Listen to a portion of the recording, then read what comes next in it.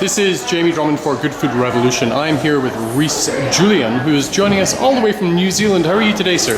Yeah, very well. I'm quite happy that we're at the end of a 1 week road trip back to New Zealand tomorrow. Right. I've had a great time, but relief at the same time that I'm heading back home to New Zealand. Now, you are joining us from the Giesen group, which sounds a little bit corporate, but apparently it's anything but. Yeah, look, over the last 35 years, the brothers have been producing wine. Just so has it in the last 3 years, we acquired another New Zealand family brand called Udder.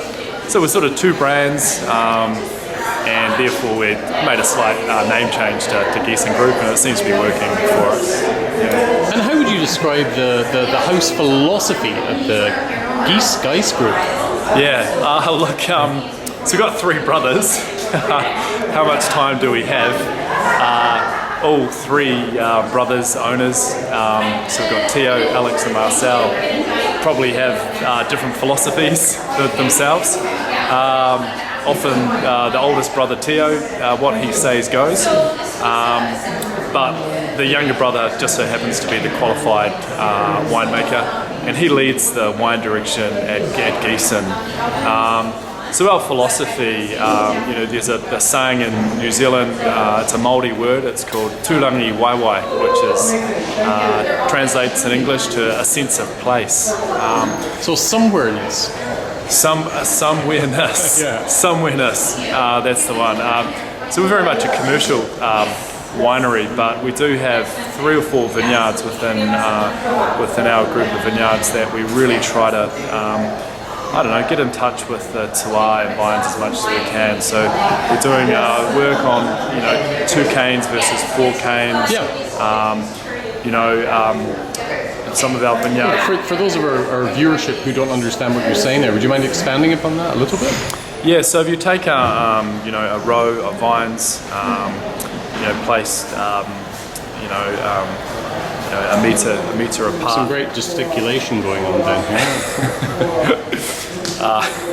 Very important that you see the body language and the hand movement as well, or else you're not going to get what I say next.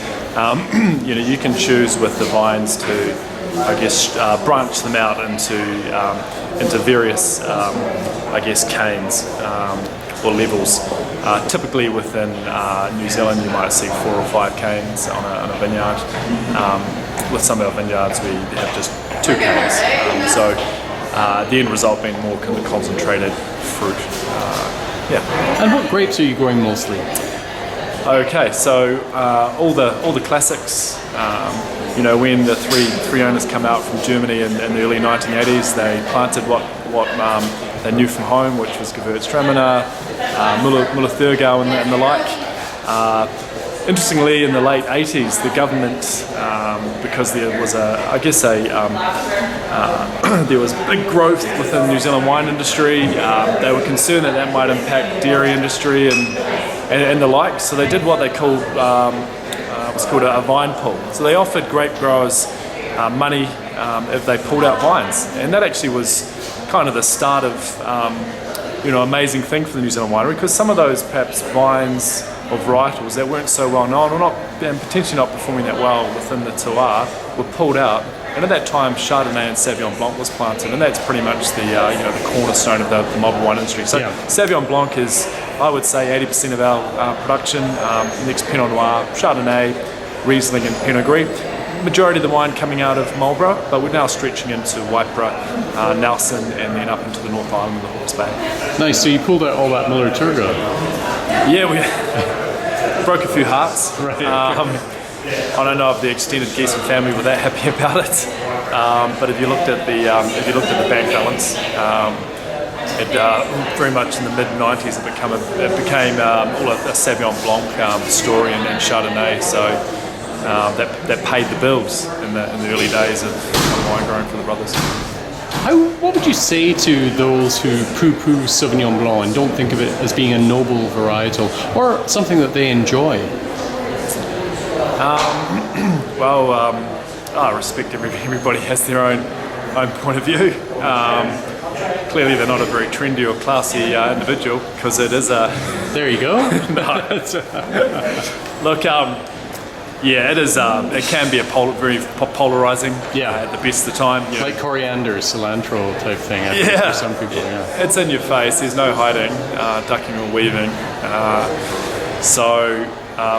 And that's why we're trying a few different types of styles of Sauvignon Blanc to see if there was the Sauvignon Blanc hater that we could convert. And when you're saying different styles, what kind of things are you talking about there? Look, we do 6 or 7 different styles. That mass-produced styles at a price point, which is your classic. Bright, zesty, full on. We do a reserve Sauvignon Blanc where we introduce some oak, 10 to 20%, just to round it out somewhat. We've produced 100% barrel fermented Sauvignon Blanc, which we age in French barriques. We were looking to do some work around some wild yeasts and no commercial yeasts, just to try to get some purity of flavour. The owner's been German. We've started importing Fudra barrels. These are 1,000-litre German barrels. The winemakers, when they arrived, I don't know, they were so impressed that they're not the easiest barrels to manoeuvre, especially New Zealand wine industry is used to a 225-litre, and then all of a sudden you've got 1,000-litre barrels. We do a range of Sauvignon Blancs called the Fudra range. We do an organic Sauvignon Blanc, the list goes on, and just to round it off, there's a late harvest dessert Sauvignon Blanc in a very small quantity, 240 grams of residual sugar. It's off the scale. So that's we're sort of pushing the envelope, I guess, from a winemaking point of view with Sauvignon Blanc. We're trying to dispel the myth that it's just a one-trick pony. I understand. Excellent. Well, I look forward to tasting some of your wines this afternoon. Rhys, thank you for joining us at Good Food Revolution this afternoon. My pleasure. Have a good day. All right. Thank you.